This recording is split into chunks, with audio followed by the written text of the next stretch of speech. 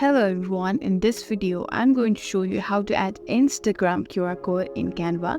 So obviously first thing first, you have to go to your Instagram account or any of the account you want to get your QR code of.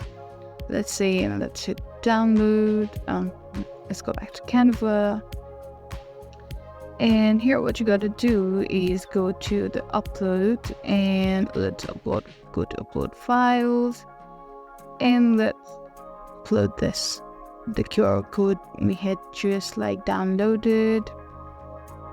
It's uploading, and there you go. Once you click that, there is a QR code. So it's simple as that. Now you can simply scan and do stuff like that. Yeah, I hope this video was helpful. If so, don't forget to like, share and subscribe to our channel. Thank you for watching, and yeah, we'll see you in the next video.